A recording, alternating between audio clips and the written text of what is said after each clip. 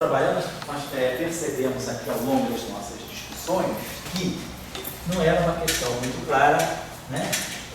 Essa relação entre o grupo de simetria completo, a representação que nós colocamos no campo de Higgs e a representação e a simetria residual. Então é isso que nós estamos tentando, né? Que é um aspecto intermediário dentro das grandes unificações. O que a gente está querendo chegar é a posição do fóton. A gente já viu qual é a posição do fóton frente ao eletrofraco, e nós queremos chegar à posição do fóton frente ao modelo grande unificado. E para isso a gente então está precisando perceber. Essas teóricos do CBPF. Oi? Essas teóricos do CBPF. O que tem nome? Essa coisa da ubiquidade do fóton. A ubiquidade do fóton. Opa, ubiquidade do CBPF, não tinha mais nada. Fóton, quem brilha é o CBPF. Fóton é matéria escura, cara. Para nós é matéria escura. Então, o que a gente está querendo colocar é a relação entre a simetria, né, o grupo de simetria, vamos dizer assim, original. Aí, dentro dessa simetria original, nós colocamos o Higgs, né, em uma certa representação. O Higgs pertence a uma certa representação irredutível dela. E aí, dependendo dessa representação irredutível, nós temos uma simetria residual. Então, é o que a gente vinha trabalhando, e aí nós construímos um modelo, né, que é um modelo toy, um modelo de brinquedo, que é baseado numa simetria SO4. Nós construímos um modelo assim, onde nós colocamos o campo de Higgs em três possibilidades. A primeira possibilidade foi o campo de Higgs pertencia à representação meio-meio. Então, nós trabalhamos esse aspecto aqui com uma certo detalhe e vimos que, nesse caso aqui, então, o nosso padrão era a simetria SO4, o 1, ela foi quebrada por uma simetria SO3. Então, nessa representação, o grupo de simetria residual acaba sendo SO3. Nós ficávamos com 3 bósons de gauge de massa zero, e aqui nós tínhamos 4 bósons de gauge massivos. Né? Quer dizer, a gente quebrou a simetria SO4, tem 6 geradores, então são 7 geradores e acabamos com 3. Depois nós colocamos, na aula passada, a gente trabalhou mais em detalhe, o Higgs na representação meio zero. Lembrando que esse nosso Higgs tem carga mais 1 sobre a simetria 1. Então, na aula passada, a gente viu que se o Higgs está nessa representação meio zero, a nossa simetria SO4 próximo 1, ela quebrou para SO3 e manteve uma outra simetria com 1, que não era a mesma 1 daqui, mas era assim, um linha. Sobrava na simetria residual com 1, que não era a mesma de partida. Uma outra que combinava, se a gente se lembra bem, um gerador daqui com o gerador daqui. Então dava uma simetria assim. E aí a gente deixou para pensar hoje a situação do Higgs pertencer à representação 1,0 mais 0,1, que é uma representação de dimensão 6. Então, é um Higgs que nós estamos colocando, a representação de dimensão 6 é a representação adjunta.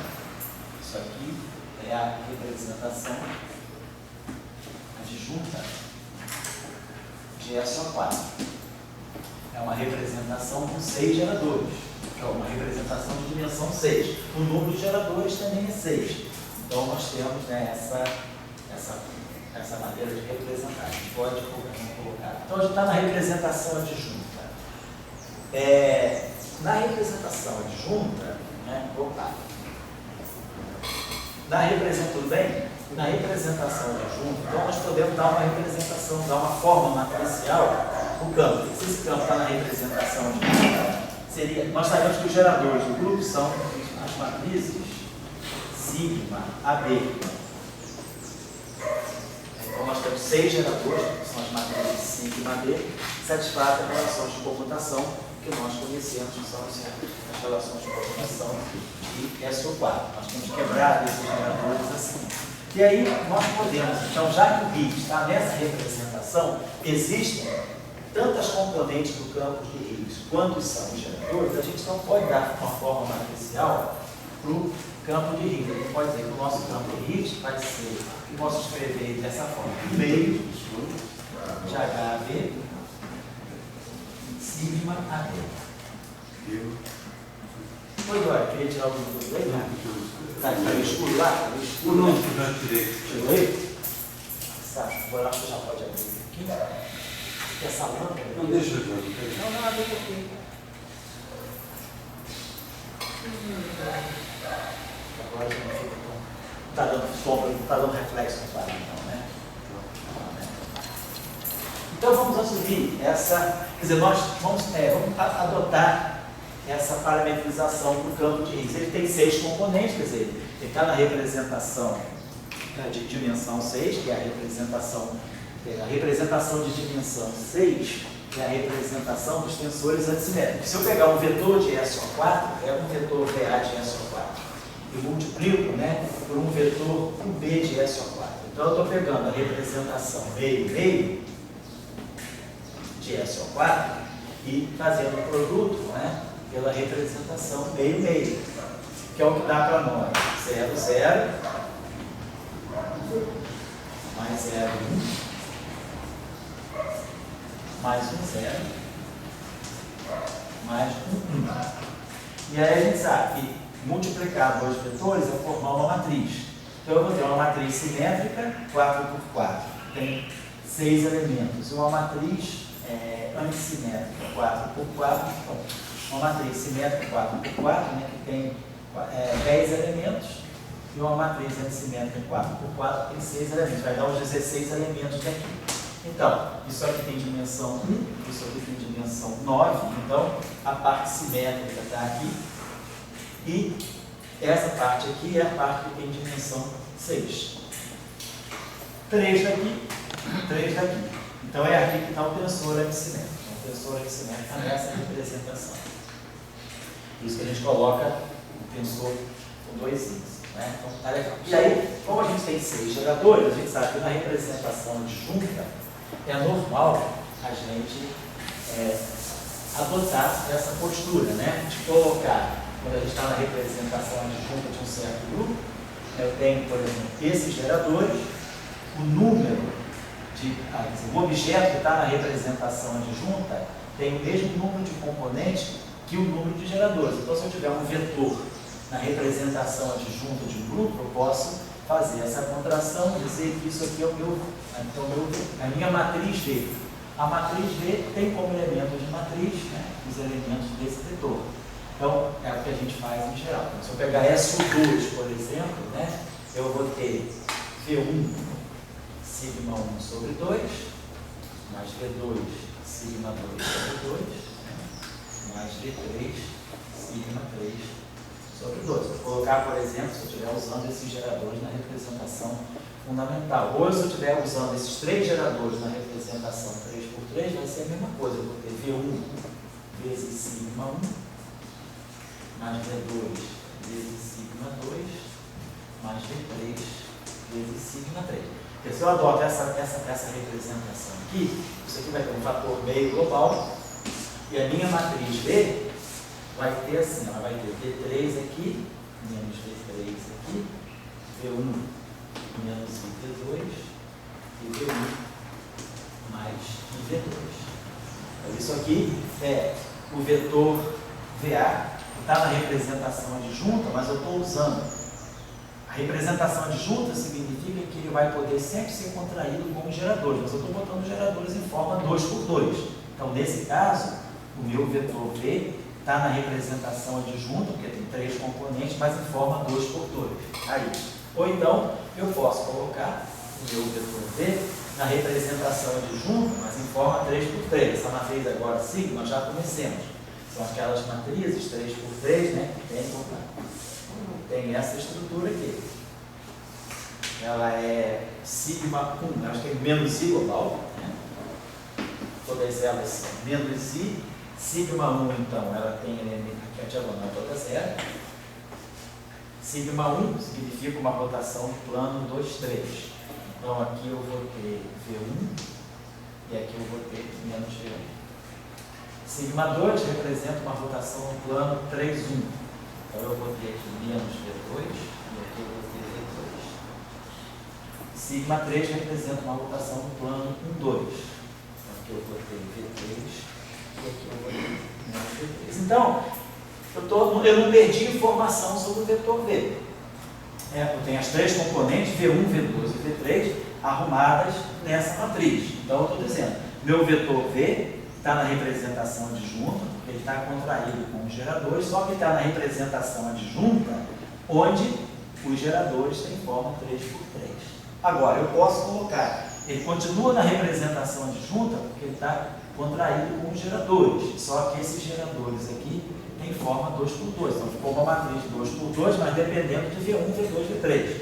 Aqui eu tenho uma matriz 3×3, dependendo de V1, V2, V3, é a mesma coisa. Então, nós estamos fazendo isso aqui, estamos colocando o nosso vetor nessa representação adjunta. Esse H é aquele que você chamou. Esse H é o campo de Higgs. O H, você fala. Esse H aqui, quer dizer, na verdade é a matriz H. Vamos colocar então assim. É uma matriz, né, formada pelos geradores. Nós já conhecemos os geradores, de SO3, de SO4, por exemplo, na representação vetorial. Lembra aqui? Quem são os elementos de matriz de sigma B na representação vetorial, na representação 4×4? Nós temos visto que isso aqui era menos I, delta AC, delta BD, menos delta AD, delta BC, por exemplo, né? Nós temos visto também quem era a matriz quem eram as matrizes sigma B na representação meio zero. Nós conhecemos isso tudo, então nós já conhecemos os geradores.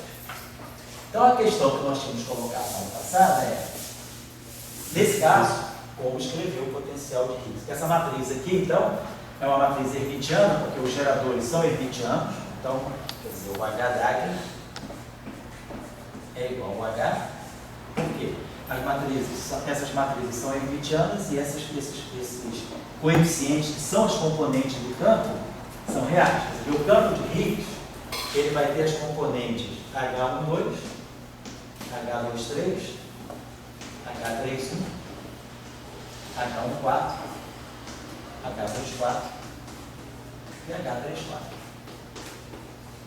Essa é assim que a gente fala. Então são os 6 componentes do campo de Higgs. Então são componentes reais. Essa matriz aqui são hermitianas, então está tudo ok. Então a gente ia pensar, vamos propor o potencial. Então o potencial de Higgs, como eu mudei a representação. Normalmente a gente representa o potencial de Higgs assim, né? O potencial de Higgs a gente coloca, vamos dizer, a gente bota no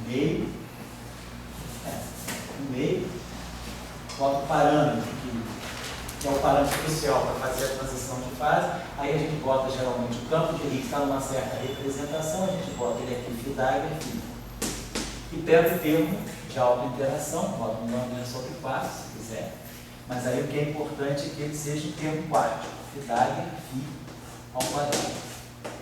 Então, esse aqui é o termo quádruplo. Só que agora, o nosso campo de Higgs, H, o nosso campo de Higgs então está assumindo essa forma. Não vou ficar carregando esse H possível, não.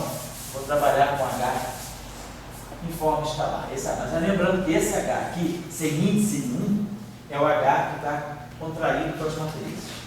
É aquilo que a gente chama de valorado na álgebra de Liebner, ou álgebra básica. Né? Vamos colocar aqui para adotar essa notação. Então, H é igual a H. Então, H não é hermitiano, não é o hamiltoniano, não tem nada a ver com o hamiltoniano, e nem H é um escalar. H é uma matriz formada por 6 coeficientes e 6 geradores independentes. Está aqui, tá aqui. Então, a gente vai poder formar, eu quero formar escalar, e chega só 4. Então, eu não posso colocar carga nisso aqui. Isso aqui, uma matriz vezes ela mesma, dá uma matriz. Então, isso aqui não pode ser um hamiltoniano. Como aquilo ali é a matriz, eu posso pegar esse invariante. Eu posso, nesse caso, então, fazer o seguinte, ao invés de, estou trabalhando com esse H. Então, o meu potencial de Higgs, eu vou escrever, já que eu estou na representação adjunta, vamos escrever como sendo 1 meio de I ao quadrado traço. Posso colocar aqui traço de H. A matriz é hermitiana, né? Então vamos dizer, H d'água é igual a H. Vamos colocar assim. Matriz é hermitiana. Então não preciso colocar aqui o dado, é hermitiano. Isso aqui é invariante. Porque se eu fizer uma transformação de S ao quarto, deixa eu apagar aqui. Quer dizer, isso aí, tá ligado? Ah, outra coisa, perdão. Como o H é carregado segundo o 1, meu campo H tem simetria 1. E ele tem carga 1 sobre a simetria 1. Então significa que sobre a simetria 1 que nós temos lá, ele satisfaz a essa transformação aqui. Ele sofre essa transformação exponencial de I, ele tem uma carga U1, uma carga Q, que eu não sei qual é, o parâmetro da transformação U1 e H. Então, se ele sofre uma transformação de fase, ele tem que ser complexo. Então, eu não posso assumir, não posso tomar esses caras aqui reais, porque senão ele não poderia ter a transformação de fase. Ele tem que ser um campo complexo para poder absorver a transformação de fase. Então, lembrando desse dado, eu esqueço isso aqui e vou trabalhar agora com H's a vez reais, ou complexos. Esses caras aqui são complexos. Essas matrizes são hermitianas, né? Mas esses caras são complexos. Então, a minha matriz H d'água, ela vai ser o meio de HAB, tá? São elementos, né? São números, então são campos complexos, e aqui essa matriz aqui é a matriz, essas matrizes são hermitianas. Então, essa relação agora está valendo. Então, eu tenho que botar aqui realmente traço de H d'água H. Agora, como se transforma o objeto, né? A representação adjunta. Quando o campo está na representação adjunta, ele tem a forma matricial. Vamos pensar assim. Quando eu tenho um campo numa certa representação, ele se transforma. A matriz de transformação do grupo atuando no campo, o campo se comportando como um vetor coluna. Deixa eu colocar aqui. Então, esse R aqui seria exponencial I, no caso geral, parâmetros ômega A, geradores GA, φ. Então, claro, a transformação infinitesimal do campo, né, delta φ, vai ser I, ômega A, GA, atuando em φ. Então, isso é a representação, né, normal, geral. A representação matricial é uma representação sob a forma de um vetor coluna, não importa. Se eu agora vou pegar os elementos de matriz, então eu sei, delta φ, I, vai ser I, ômega A, geradores GA, elemento IJ, FJ. Então, isso é geral, sempre geral. Se nós estamos na representação adjunta, o que caracteriza a representação adjunta? A representação adjunta caracteriza que os índices de gerador são os mesmos que os índices de matriz. Por quê? Eu estou na representação adjunta, esse objeto aqui tem tantas componentes quantos forem os geradores. Então, esse I aqui, que é o índice da representação, eu posso ter 6 matrizes 4x4, 6 matrizes 2x2, 6 matrizes 10x10, mas nesse caso nosso, nós estamos falando de 6 matrizes, nós estamos falando de 6 matrizes, os nossos 6 geradores, na representação juntos, os nossos 6 geradores têm dimensão 6. Falando de 6 matrizes, 6 por 6. Eu estou na representação adjunta. Então, esse índice aqui, ele passa a ser um índice da mesma categoria que os geradores. Isso aqui é um B.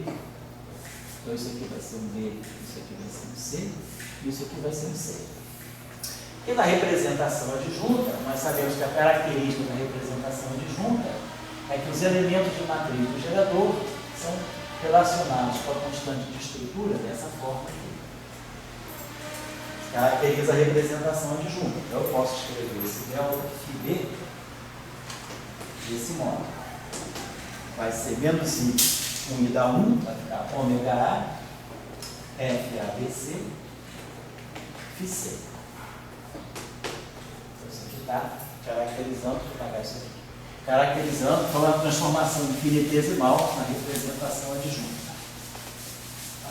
Mas, como na representação adjunta, vamos voltar aqui, se a gente está na representação adjunta, os elementos de matriz são as constantes de estrutura. Então, eu posso escrever isso desse modo. Vamos dar FA, BC, FB,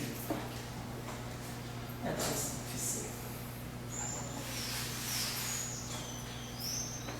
FA, BC, ômega B, ômega A, perdão, FC. O índice livre aqui é o índice dele. Tá? Se quiser, eu posso trocar. Posso botar BA. Posso botar um menos aqui.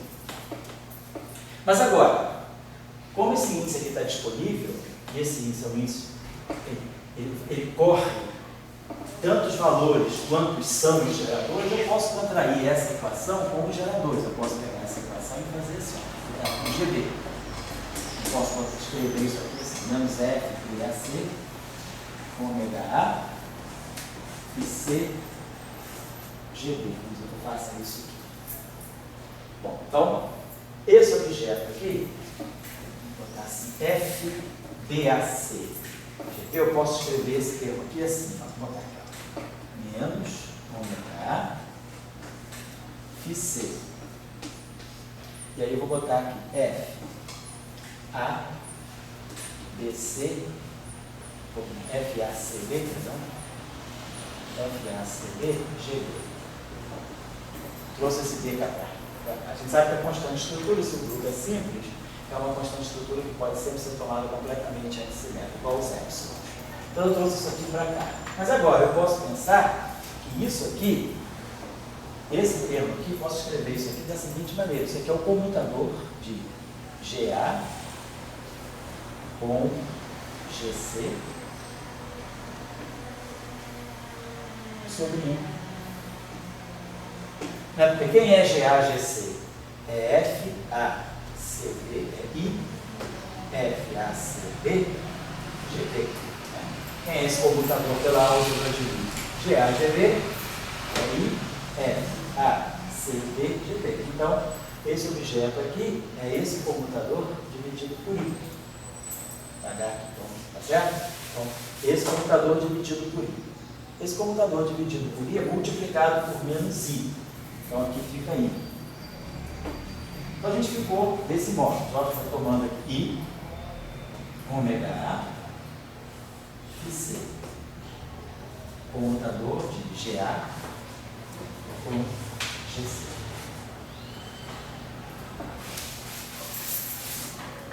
Então, se eu estou dando essa forma matricial, vou chamar isso aqui, então, FB, GB, contraindo o campo com os geradores. Isso aqui são componentes, isso aqui são matrizes, então isso aqui tem um caráter matricial. Vou chamar essa matriz de φ. Como é que se diz? Essa contração das componentes de φ como G, isso aqui vai dar uma matriz final. Então vou chamar essa matriz de φ, uma matriz expandida na base de geradores, tá certo? E aí nós temos isso aqui. Vou jogar esse φc para cá. Então eu vou escrever isso aqui desse modo. Isso aqui é exponencial, isso aqui é I, comutador de ômega A, GA com φc, GC. Porque esses objetos são números. Os φs e os ômegas são números, são componentes. Então eu posso jogar. As matrizes são esses objetos. São esses objetos que não podem sair e entrar no computador. Mas esses objetos, Por que você considerou o computador F, ABCGB, de vez com I, multiplicando? Eles não são Hmittianos? Os geradores são Hmittianos. Então, essa relação aqui, quando você tem GA, GB igual a I, F, ABC, GC, esse I é necessário se as matrizes forem Hmittianas. Então, aí ali isso não botou I, né? Porque aqui não tinha I. Aí lembra que quando eu escrevi, eu tinha essa combinação. Isso aqui já está apagado, né? Isso aqui é menos, isso aqui é 1 sobre I. Isso aqui é 1 sobre I disso. Aí eu peguei, isso aqui é menos I. E aí esse menos I com esse menos fica mais I. Isso que nós fizemos. E aí, nós agora simplesmente viemos para cá. Escrevemos daqui para cá. E aí nós incorporamos os ômegas junto com os A's e os Φ's junto com os GC. E aí ficamos dessa forma. Mas isso que está aqui é a forma infinitesimal de T. Isso aqui eu poderia pensar que isso aqui vem daqui, ó. Isso aqui é um filinha igual a exponencial de I ômega A GA. Isso aqui é Φc, GC é o Φ, exponencial de I menos ômega A GA. Então, é isso que caracteriza o objeto, a transformação de Gauge de um objeto que está na representação adjunta, é uma transformação do tipo similaridade. Então, isso aqui caracteriza, né, a transformação de Gauge na representação adjunta. Tá. Então, se isso aqui está na representação... Então, se esse objeto aqui está na representação adjunta, então significa que a transformação dele, mesmo local, a transformação de SO4 dele é H' igual a uma matriz de SO4, H, R-1, ou RW. Eu botei R-1.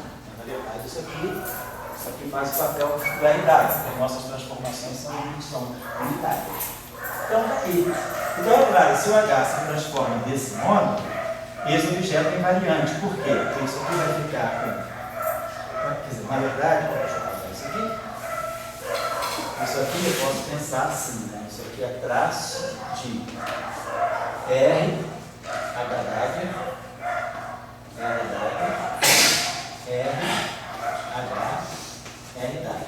Na verdade, eu sei o seguinte. Isso aqui é identidade. Mas o traço é cíclico, então eu posso trazer esse R para cá. Então, na verdade, o que eu fiz foi isso. Eu tenho isso aqui, na verdade eu tenho isso aqui. Mas aí eu posso botar R dagger R, porque isso é identidade. Aí eu posso botar um R aqui e o R dagger aqui, porque isso é identidade. Esse R pode vir a qualquer momento para cá e formar identidade aqui e identidade aqui. Então isso aqui é igual. Agora, isso aqui é o meu H' dagger. Isso aqui é o meu H'.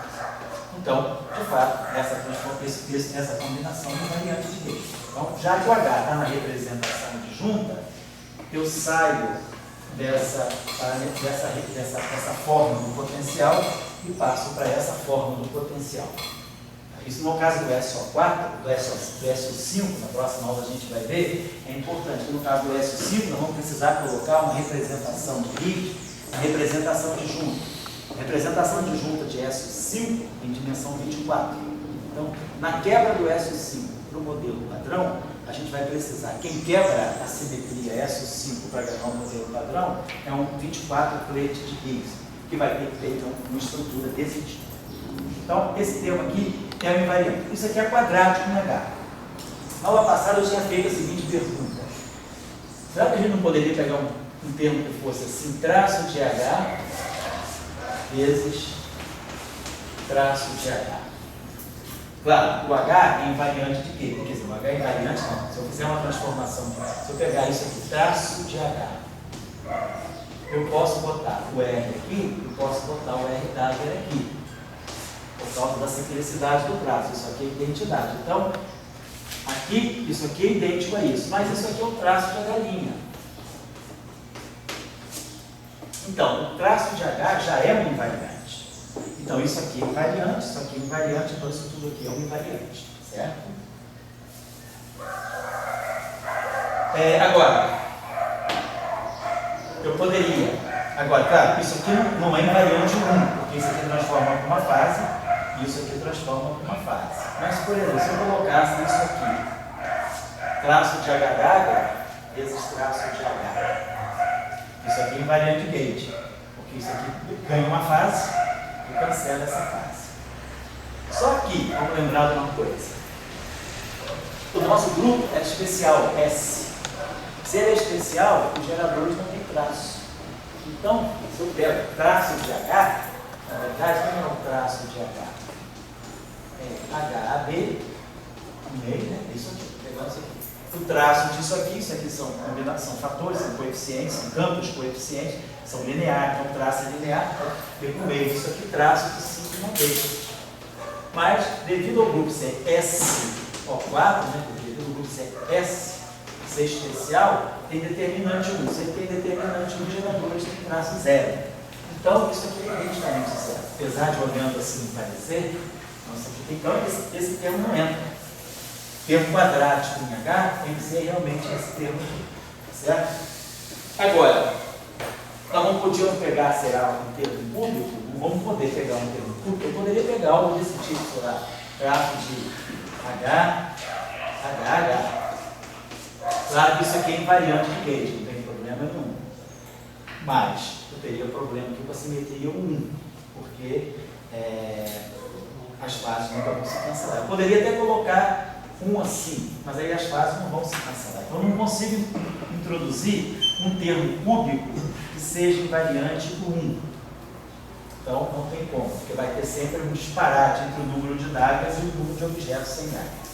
Então o único jeito agora seria, vamos poder pegar esse termo aqui, mais lambda sobre 4, vamos colocar assim, traço, podemos pegar esse traço de H dagger, H, tudo isso aqui ao quadrado. Certo? Então, isso aqui é o traço desse, isso aqui é invariante de Gauge, nós já vimos esse objeto aqui invariante de Gauge, então esse objeto aqui é invariante de Gauge, então o quadrado dele é invariante de Gauge, é uma possibilidade. Que não é a mesma coisa se eu pegar isso aqui. Isso aqui é traço de H dagger vezes traço de H dagger. É isso que nós escrevemos aqui.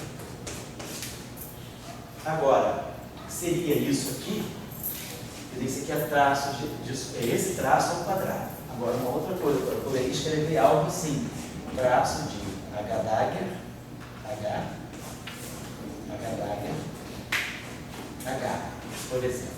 Esse objeto é invariante de Gauge, né? Então, eu poderia escrever isso aqui é traço de. Então, isso aqui poderia colocar R, H dagger, R dagger, R, H, R dagger, R, H dagger, R dagger, R, H. Fui só colocando a identidade, né? Isso aqui é identidade, isso aqui é identidade, isso aqui é identidade e isso aqui também é identidade.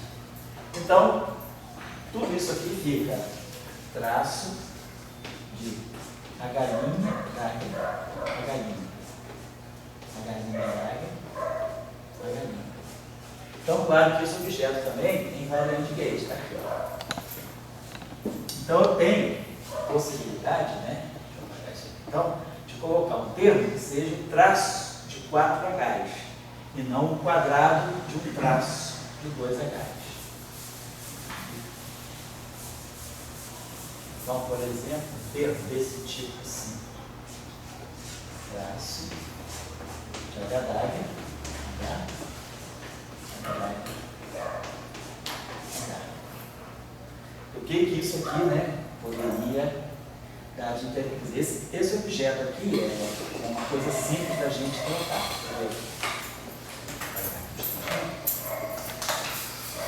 Então, esse aqui foi só para fixar. Então, sempre que a gente tiver uma representação adjunta, né, a gente sempre pode imaginar que eu posso colocar o campo na representação adjunta, colocando ele sob a forma matricial. Agora, isso aqui abre uma discussão também da derivada covariante. Normalmente, nós introduzimos a derivada covariante, né, de um campo que está numa certa representação arbitrária, né, a gente faz aqui o acoplamento mínimo sempre seguindo essa prescrição. A gente bota aqui o I, a constante de acoplamento, os campos de Gauge para interação, os geradores naquela representação onde o φ está. Então, essa é a nossa prescrição padrão, né? Uma representação qualquer. Agora, o que caracteriza a derivada covariante? O que caracteriza a derivada covariante é que se o φ se transforma através de uma transformação de fase, a derivada covariante de φ se transforma do mesmo modo. É isso aqui que caracteriza a derivada covariante. Então, vamos imaginar agora que o nosso φ esteja na representação adjunta. Então, se o nosso φ está na representação adjunta, a transformação dele agora passa a ser essa, que é uma matriz. Então, se ele é uma matriz, eu vou precisar que isso aqui se transforme desse modo. Então, vamos lá. Então, eu vou precisar que isso aqui seja dmi fininha, seja... Vou precisar que isso se transforme do mesmo modo, ou seja, isso aqui fica assim. Caracteriza a derivada covariante aqui. A derivada covariante do objeto se transforma exatamente como o objeto se transforma. Então, se o objeto está na representação adjunta, a transformação já não é mais essa, passa a ser essa. Então, a derivada covariante tem que seguir a mesma prescrição. Então, isso aqui vai ficar R dmi φ R dada. Que vai ser, então, R, vou colocar assim, dmi φ, vou colocar aqui, né? Mais φ,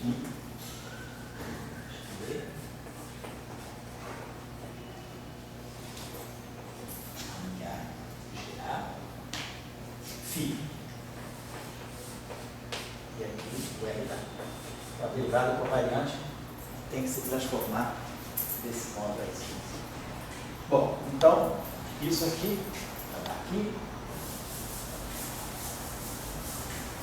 como nós já sabemos que a derivada do campo de, quer dizer, nós já conhecemos a transformação do campo de Young-Mills, né? A gente pode imaginar, até colocar um campo de Young-Mills em forma de álgebra vária. Vamos juntar isso aqui no campo ami matricial, como a gente faz normalmente, chamar isso aqui de um campo ami.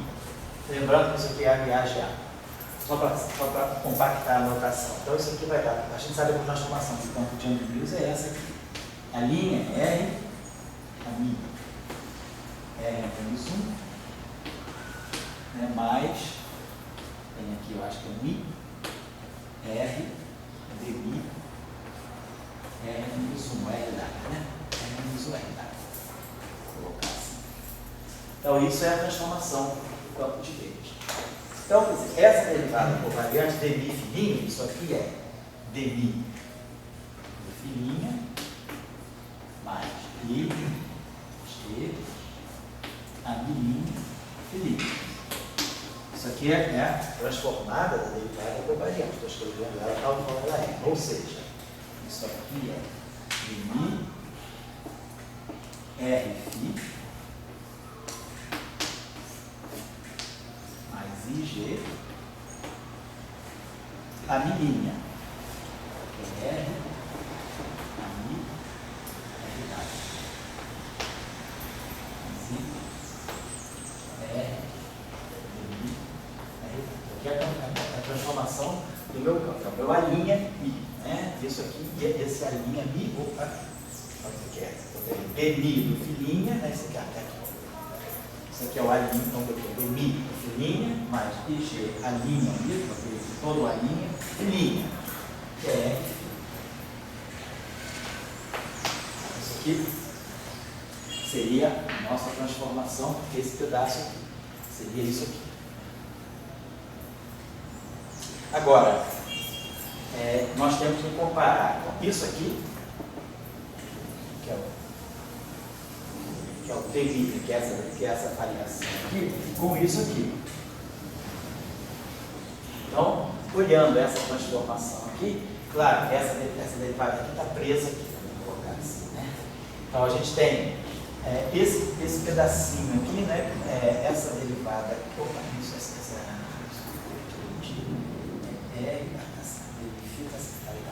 então, essa derivada, isso tudo aqui tem que ser isso aqui. Né?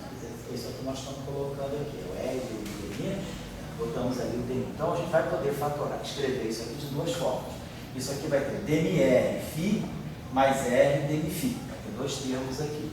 Aqui a mesma coisa, a gente vai ter esse, e aqui a gente vai ter dmi R φ aqui. Isso aqui está certo, né?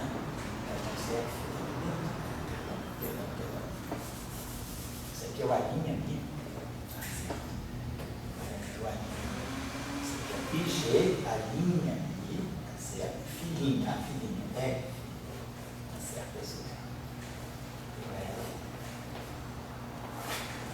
é assim, né? É isso aqui que eu estou escrevendo. A linha ali atuando no filhinho. Então, se tudo aqui é uma linha ali, atuando no filhinha, tá certo? Filhinha, e filhinha é R, perdão. Filhinha é R, está faltando algo aqui, e está faltando algo aqui. Certo? Eu estou escrevendo isso aqui, ó. Estamos escrevendo demi filhinha. Filhinha, mas em G, a linha atuando no filhinho. Isso tem que ser para nós. Então aqui fecha isso aqui, né? Esse parênteses aqui, isso tudo aqui é lá, a mim,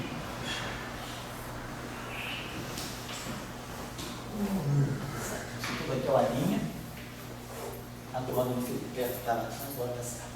Então, se eu comparar essa expressão aqui, que é a expressão que dá a derivada transformada, com essa expressão aqui, que tem que me dar a derivada, a transformação da derivada, combinando essas duas expressões, deixa eu apagar aqui, o que nós encontramos é que esse derivi, já que o campo está na representação disjunta, ele tem que ter essa forma, ele não pode ter, tem que ter essa forma aqui, ele vai ser derivi mais I, G, comutador de amigo com φ.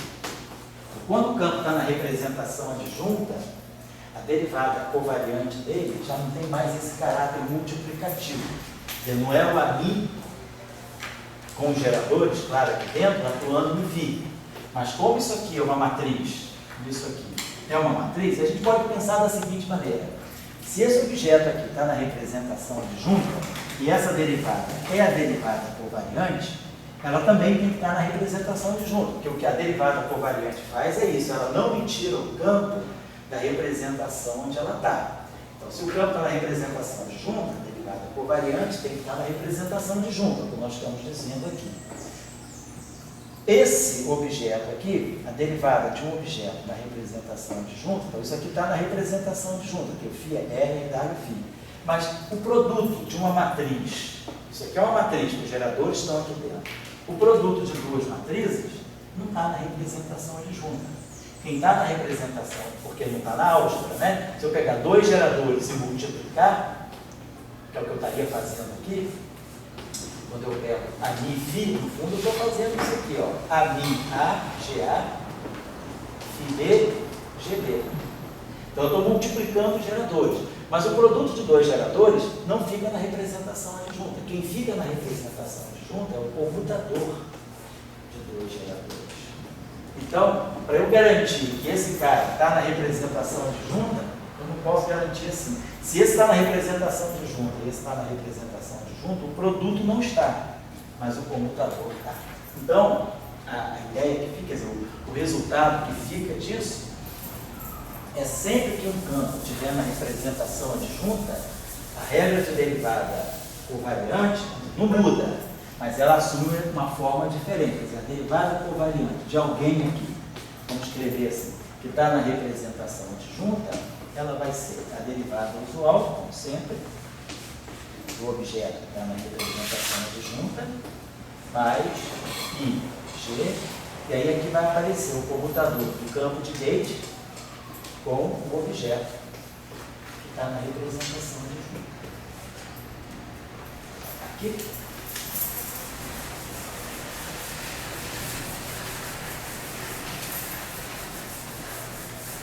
Então isso significa, vamos só abrir mais um pouquinho isso, para quem não está acostumado, lá na frente do SO5 nós vamos precisar, então vamos abrir, vamos trabalhar isso aqui um pouquinho mais. Então, a derivada covariante de um objeto que está na representação adjunta, então vamos ter isso aqui é um FA,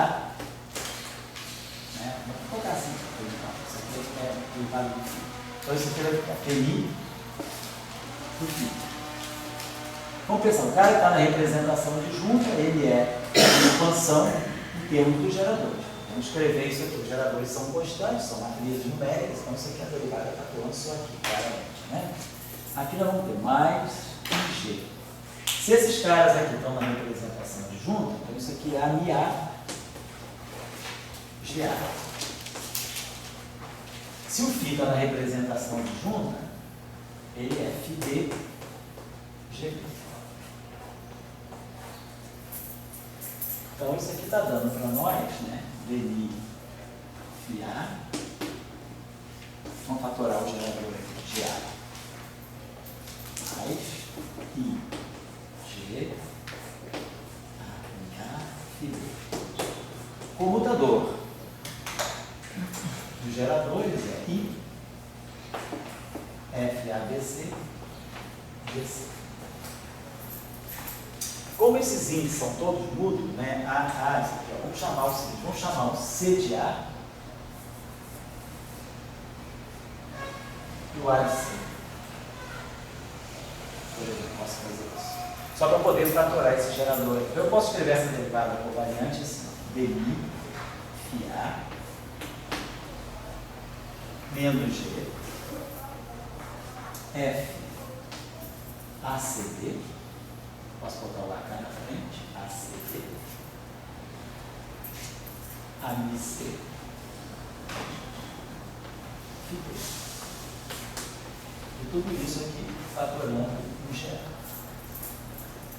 Então, ou eu posso escrever a derivada da representação adjunta desse modo compacto aqui, tudo em forma de matriz, isso aqui é uma matriz, isso aqui é uma matriz, isso é uma matriz, isso é uma matriz, então, em forma fechada matricial, é uma matriz na representação adjunta, ou eu posso escrever em termos de componentes assim, ó. Então isso aqui significa que eu consegui fatorar esse gerador. Então essa derivada covariante, na verdade, ela é isso aqui, ela é o DMI FA GA. Então a derivada covariante, né, de um cara que está na representação adjunta, ela tem essa forma, ela é a derivada da componente A menos G, FA, CD, agora isso aqui eu posso chamar de V, isso de C, posso trocar C por B, FA, BC, AB e C. Então, na representação adjunta, que é o que a gente sabia, os elementos de matriz dos geradores são as constantes de estrutura, o que está aparecendo aqui. Que justamente são os elementos de matriz dos geradores. Então, tem duas maneiras, né, de nós trabalhar numa representação adjunta. É deixar o campo com esse índice solto e fazer a derivada covariante assim, ou então contrair o campo com os geradores, as componentes com os geradores, e trabalhar tudo em forma matricial. Estou só chamando a atenção, porque isso aí é a parte cinética, ela é construída dessa maneira. Então, se o campo está na representação adjunta, no potencial de Higgs, a gente tem que passar a colocar os traços, né, do produto. E na derivada covariante, como ele está na representação adjunta, ele perde aquela característica, né, de ser o gerador multiplicando ele, mas aonde tinha o gerador atuando no campo, a gente agora substitui pelo comutador do gerador com o campo. Então isso aqui é a característica, né, da representação adjunta. Só para lembrar isso. Mas a gente não está tão interessado no termo cinético. Estou chamando a atenção porque a gente vai, né, precisa, quando for olhar o caso também do termo cinético. Se for olhar o termo cinético do Higgs, né, então se você colocar, se o campo está na representação adjunta e a gente define a derivada covariante do modo usual, se o campo está na representação adjunta e a gente aqui coloca aquele termo que na verdade é o gerador atuando no campo, a gente aqui está com um problema, porque um gerador atuando em outro gerador sai da representação adjunta. Eu só fico na representação adjunta se eu colocar computador. Só esse truquezinho aí que é fácil, mas que às vezes no primeiro momento pode passar despercebido. Isso vale só para a representação adjunta. Nas outras representações é o normal. E no caso abeliano, a representação adjunta ela é neutra. Então, no caso abeliano não existe representação adjunta, né? Porque no caso abeliano, a gente teria isso, a representação adjunta seria isso, R, Φ, R'. No caso abeliano, a transformação é uma fase. Então, isso aqui é um I alfa, isso aqui é um Φ, isso aqui é um menos de alfa. Mas só que no caso abeliano, tem estrutura matricial, tudo isso aqui comuta, então as fases se cancelam. Então, no grupo abeliano, a representação adjunta ela é sempre neutra. Ela nunca vai ter a carga nunca vai ter a carga daquela sequência. Por isso que o campo de Young e o campo de Maxwell é neutro, o campo de Wade é neutro, porque ele está sempre na representação adjunta. Então nós temos que ver, colocar esse termo aqui parece ser independente desse. Esse termo aqui me diz uma coisa, esse termo aqui me diz outra. Vamos dar uma olhadinha só. Aqui é o termo traço de Adaga. Se nós escrevemos assim, traço de Adaga, a gente tem um fator no meio vai ter um quarto aqui. E aí nós vamos ter o H é H, AB está. Então vai sair do H. E aqui eu vou ter um HCD. E aqui nós vamos ter o traço do gerador sigma AB e aqui o gerador sigma CD. Certo? É o que está escrito aqui. Usando essa parametrização, né, o traço de H da H, esse aqui é aquilo ali. Então nós vamos pegar o traço do produto de dois geradores. Então isso aqui significa o seguinte, vamos dizer, isso aqui é traço de sigma. Vamos dizer que esse gerador, vou pegar esse gerador na representação 4x4, eu conheço os elementos de matriz. Isso aqui é sigma AB I J, sigma CD, sigma AB EF, sigma CD FE. Então esse aqui é o traço, né? Estou pegando o traço, ó, matriz, linha, coluna. Esse aqui é o traço dessa matriz. Né? Então, como eu conheço esses elementos de matriz, eu estou tirando o traço. Essas aqui são 6 matrizes 4x4. Eu estou escolhendo trabalhar na representação. Eu tenho 6 campos de Higgs contraídos de 6 matrizes 4x4. Então, posso tirar esse traço. Esse objeto aqui nós conhecemos. Isso aqui é I, menos I, menos I. Então, tem o menos I ao quadrado, que é menos I. Então, nós vamos ter menos. Esse elemento de matriz aqui é delta AE, delta DF, menos delta AF, delta DF. E esse elemento de matriz aqui é delta CF, delta DE, menos delta CE, delta DF.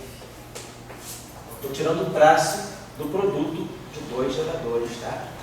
De SO4. No primeiro termo ainda. Oi? No primeiro termo ainda. Estou aqui ainda, estou fazendo isso. Depois é só elevar isso ao quadrado. E o outro termo. Agora isso aqui já é outra coisa. Aqui é um traço de 4 objetos. Tem que colocar os 3 termos. Oi? O termo de 3 não pode, porque ele não é invariante gauge. Ele não é invariante 1. Porque as fases não se cancelam.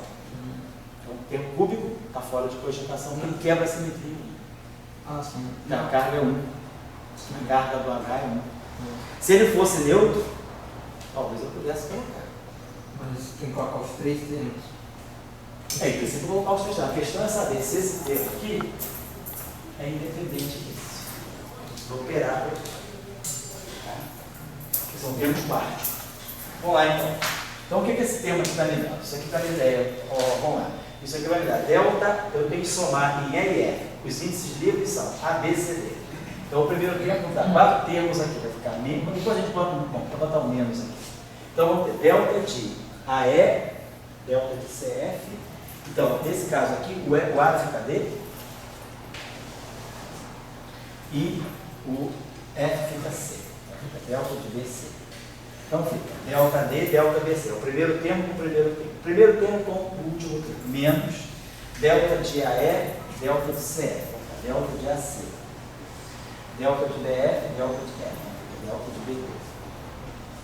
Menos delta AC, delta BD. E aí mais delta AD, delta de BC.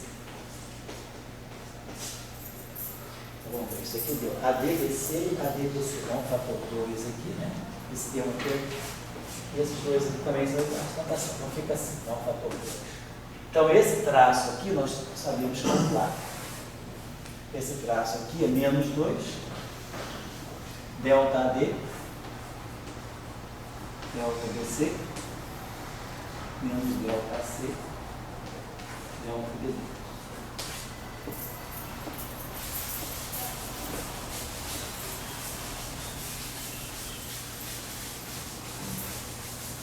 Não precisa abrir as matrizes, né, para calcular o traço. Você sabe a forma geral, dá para fazer tudo então. Então esse termo aqui vai ficar menos 4 com 2, vai ficar menos 1,5. E aí o primeiro termo vai ficar HB estar. E aí agora o C é igual ao D, e o D, o C fica B, e o D fica A. Então fica BA, que é menos AB. Vai ficar menos HB. Certo? Então, vou trocar o sinal. E depois o outro termo aqui vai ficar menos, estou botando deixar esse menos aqui, eu já botei no geral. Então esse menos aqui é esse menos aqui, vai ficar menos HB estar, HCD. Só que agora o C fica A e o D fica B. Então fica menos HB, então fica a mesma coisa, né? Dá o fator 2. Então esse 2 aqui, cancela esse termo aqui e fica menos não. Então no final do dia isso aqui é HB está HB. Então esse termo aqui, esse lambda sobre 4 a gente usou lá na frente, não, a gente usou 1/4. Ah, não, a gente usou esse 1/4 aqui. Então ainda sobra esse 1/4. Então esse termo aqui, tá, não, perdão, nós estamos calculando isso aqui. Então esse traço aqui fica 1/2 de μ ao quadrado módulo de HB ao quadrado. Isso mesmo, né? Esse módulo de HB. Então esse termo aqui é isso aqui, HB estar HB. Claro, esse termo aqui é o quadrado daquele. Então esse termo aqui já está feito também. Deixa eu apagar esse aqui.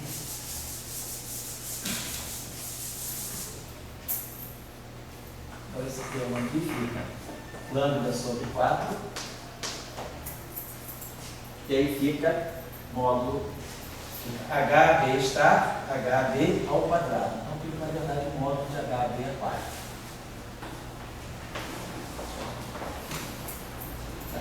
Que é uma coisa. Agora, esse aqui vai ser outra coisa.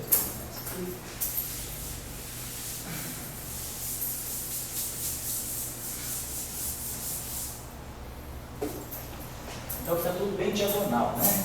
Fica sempre a estrutura que nós estamos gerando aqui, né? Quer dizer, o traço de HH e H, a gente vira essa forma diagonalizada, né? HB está somando em aí.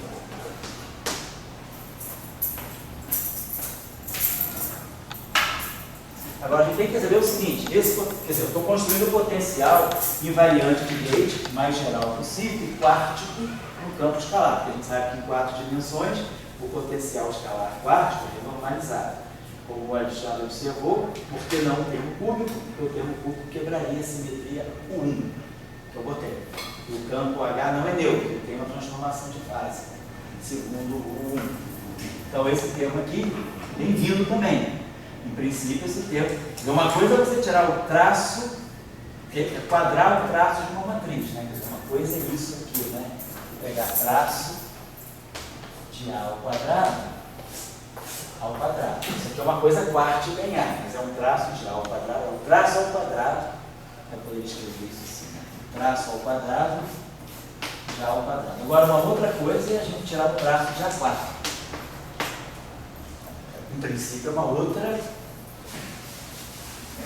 dependência que a gente vê, outro termo. É quártico em A também, mas pode ter outras combinações, pode perder a diagonalizabilidade.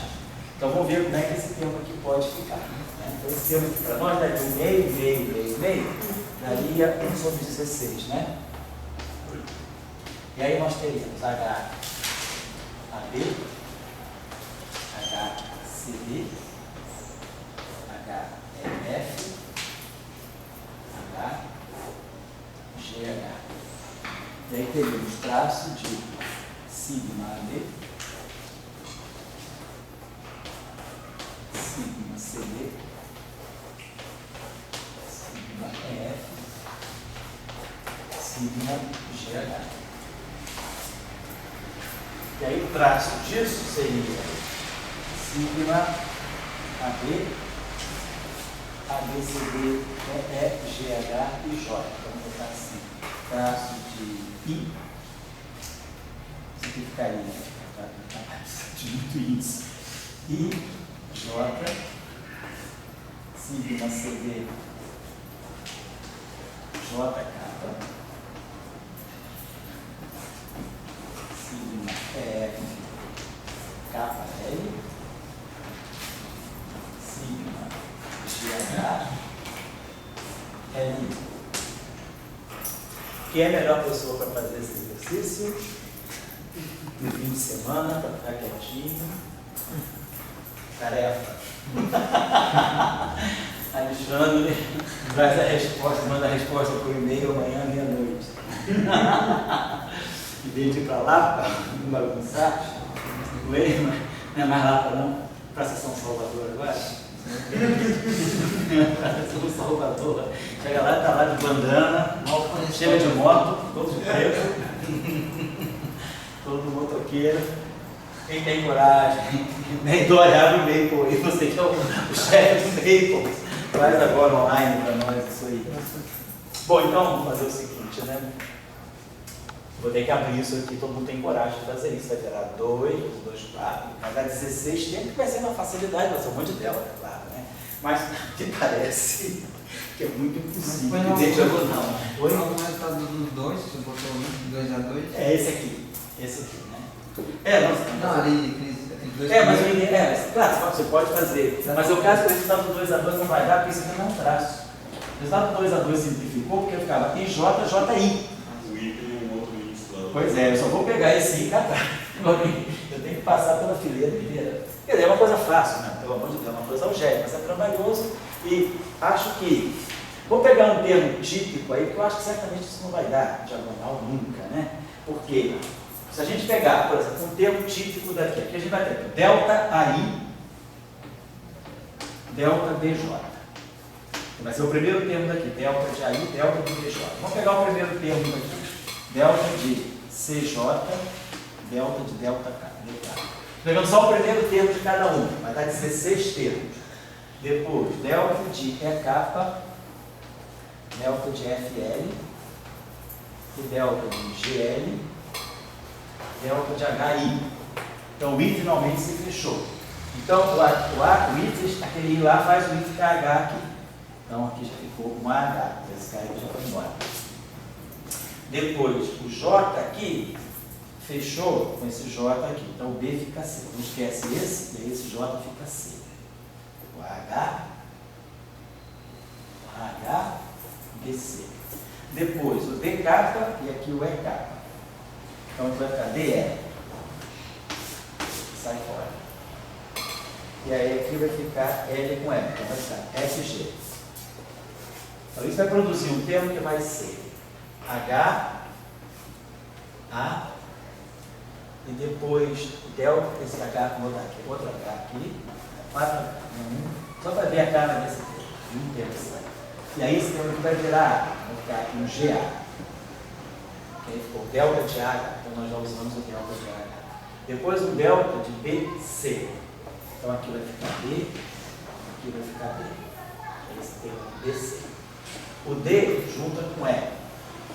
Então ficou aqui BC. Então o D junta com E. Tá certo. O F junta com o G. Então aqui vai ficar F, vamos ver assim, aqui vai ficar F. Então a gente está vendo que isso aqui está me dando termos claramente que não são diagonais, né? A não ser que tenha alguma trança de cancelamento aí no meio. Mas isso aqui vai pegar AB, quer dizer, a gente esperaria se isso aqui fosse, por exemplo, o quadrado disso aqui, e isso aqui desse, por exemplo, H, aqui eu esqueci de botar os estar, né? É H d'águia, quer dizer, esse cara aqui é estar. Os dois primeiros, não, né? É um estar, sem estar, terceiro estar. Então, aqui assim, e assim, e assim.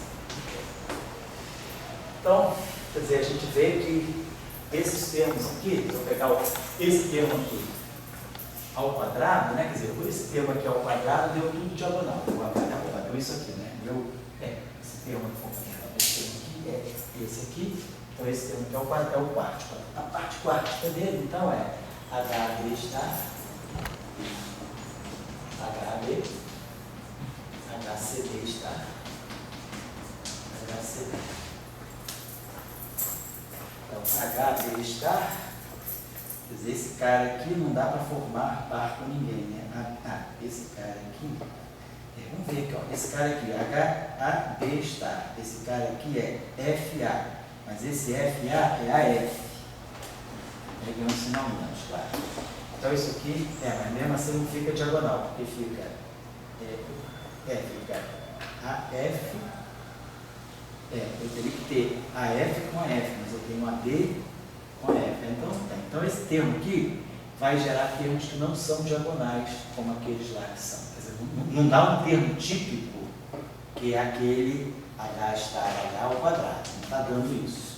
Agora, claro que nós temos 16 termos aqui. A pergunta é se um termo desse pode ser cancelado. Tem termos com sinal mais, tem termos com sinal menos. Então, eu acho que seria interessante, quer dizer, alguém fazer, bota ele lá dentro, bota você no meio, isso é rapidinho, né?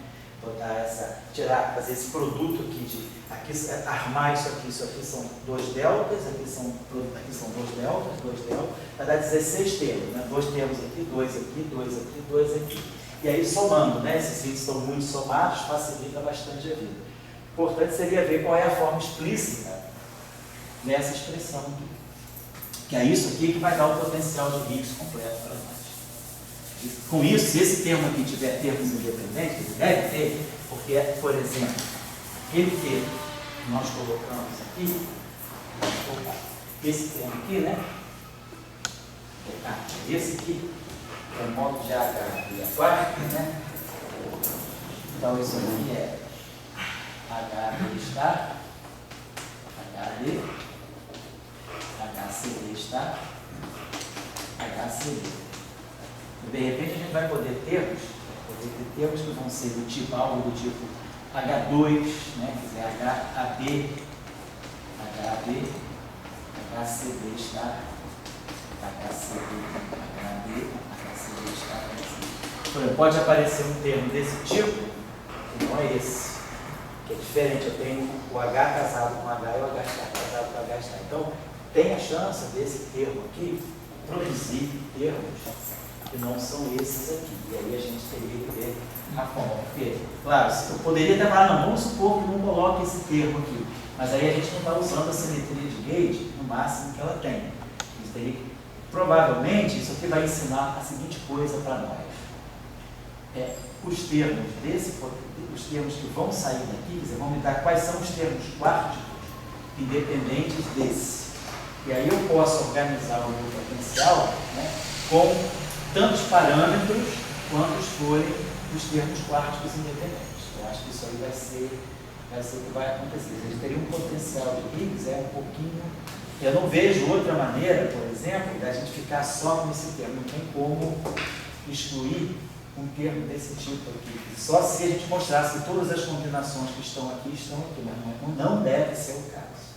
Então eu vou sugerir que a gente fizesse isso aqui. Eu faço isso aí também, não tem problema, é uma coisinha rápida, é só atenção aí, a gente vai rapidinho para ver qual é a forma que eu vou parar por aqui. Então, para a gente precisar disso, que aí eu já trago na próxima aula o potencial minimizado para a gente. Mas o que está acontecendo aí, provavelmente, o que pode estar acontecendo aí, é que se nós colocarmos o Higgs nessa representação, pelo que está pintando aí, a gente vai quebrar SO4.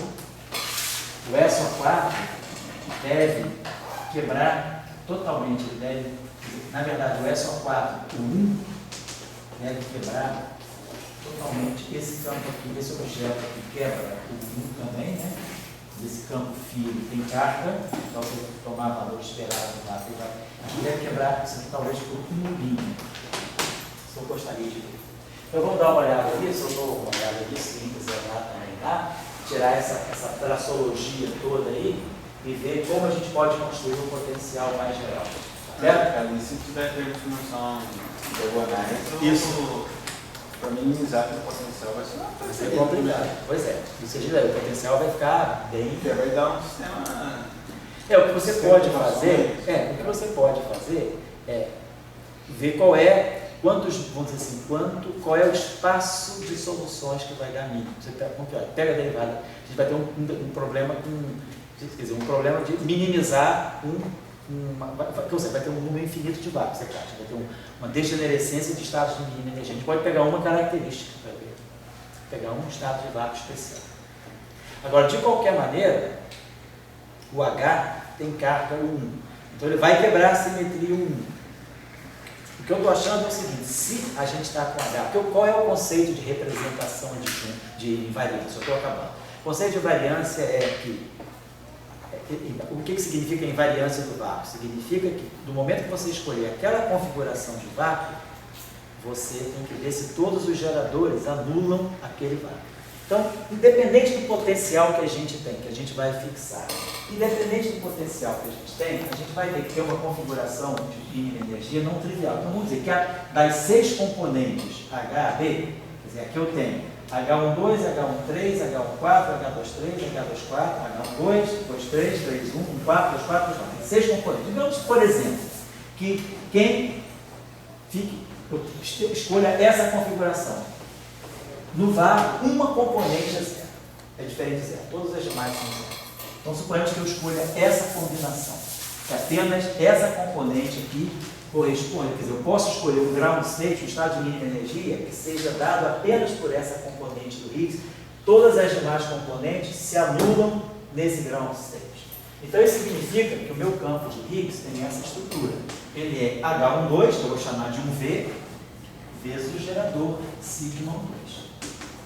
Então, isso aqui vai ser a minha estrutura de mínima energia do campo de Higgs. Se esse vácuo é invariante, se ele não quebra a simetria, ou se ele quebra a simetria, eu vou ver pela ação dos geradores. Como é que a gente sabe? Um gerador qualquer atuando no vácuo. Se a simetria é exata, ela não quebra nenhum gerador, todos os geradores cancelam o vácuo. Isso significa que a transformação deixa o vácuo invariante. Invariância do vácuo significa gerador anular vácuo. Então, todos os geradores teriam que anular o vácuo. Então, qual é o meu teste aqui? Eu tenho que pegar o gerador sigma 2. Como agora estou na representação junta, eu não vou poder botar gerador em cima do vácuo. Vai ter comutador de gerador com H. Então, eu vou ter que pegar todos os geradores. Sigma 2, sigma 3, sigma 4. H. Depois eu vou pegar 2, 3, 4, 2, 3, 2, 3, com H, 2, 4, com H, e 3, 4, com H.